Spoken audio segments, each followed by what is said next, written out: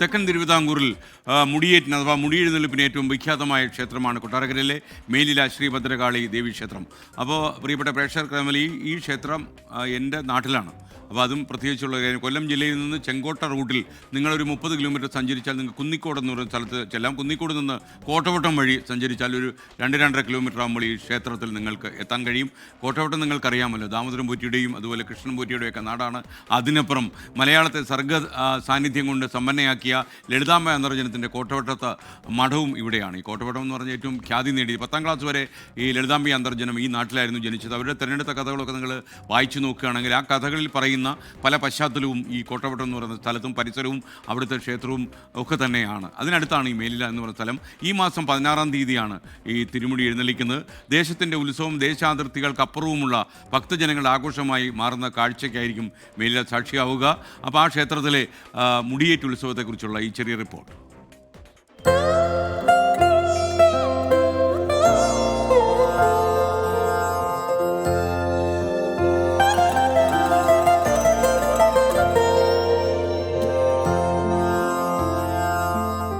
ഗ്രാമഭംഗിയുടെ ചൈതന്യം ചൊരിഞ്ഞ് വയലേലകൾക്കു നടുവിൽ സ്ഥിതി ചെയ്യുന്ന ക്ഷേത്രം അതാണ് കൊട്ടാരക്കര താലൂക്കിലെ മേലില ശ്രീധർമ്മ ശ്രീ ഭദ്രകാളി ക്ഷേത്രം.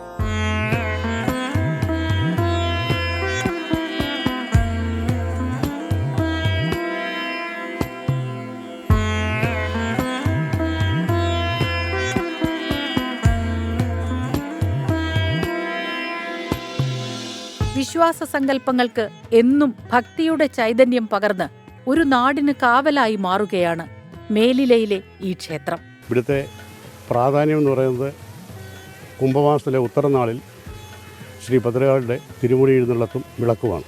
ഭദ്രകാളിയും ദുർഗാദേവിയും കുടികൊള്ളുന്ന അപൂർവം ക്ഷേത്രങ്ങളിലൊന്നാണ് മേലില ശ്രീ ധർമ്മശാസ്ത്ര ക്ഷേത്രം. ഭാരതീയ ക്ഷേത്രങ്ങളിൽ മേലില ക്ഷേത്രത്തെ അടയാളപ്പെടുത്തുന്നത് ഇവിടുത്തെ തിരുമുടി എഴുന്നള്ളത്ത് ചടങ്ങിലൂടെയാണ്. വസൂരി രോഗത്താൽ ജനങ്ങൾ മരിച്ചുകൊണ്ടിരുന്ന കാലത്ത് ദേവീപ്രീതിയിലൂടെ രോഗമുക്തി ഉണ്ടായെന്നാണ് തിരുമുടി എഴുന്നള്ളത്ത് ചടങ്ങിന് പിന്നിലെ ഐതിഹ്യം. എല്ലാ ഭക്തജനങ്ങൾക്കും അനുഗ്രഹം ചൊരിയുന്നതിന് വേണ്ടി അവരവരുടെ മുന്നിലേക്ക് എഴുന്നള്ളി അമ്മ വരുന്ന ഒരു പുണ്യമുഹൂർത്തമാണ്. എല്ലാവർക്കും അറിയാവുന്നതുപോലെയാണ്.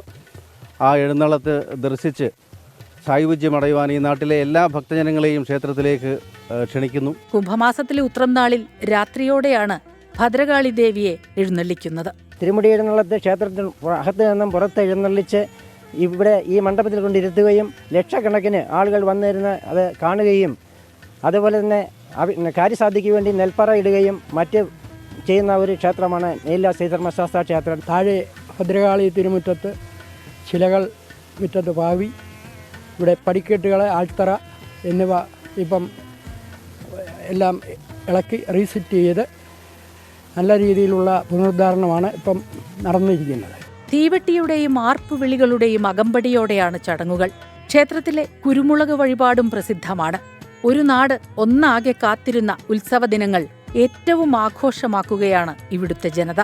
ക്ഷേത്രം അതിന്റെ പഴയകാല ഭംഗി നിലനിർത്തുന്നുണ്ട്. യാതൊരു വിവേചനവുമില്ലാതെ ഭക്തരെ ഇവിടെ സ്വാഗതം ചെയ്യുന്നു.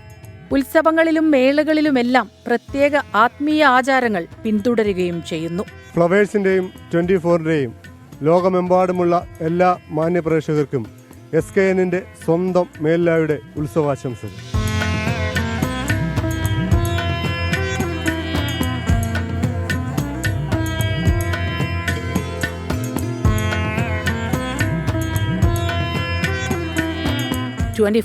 കൊല്ലം.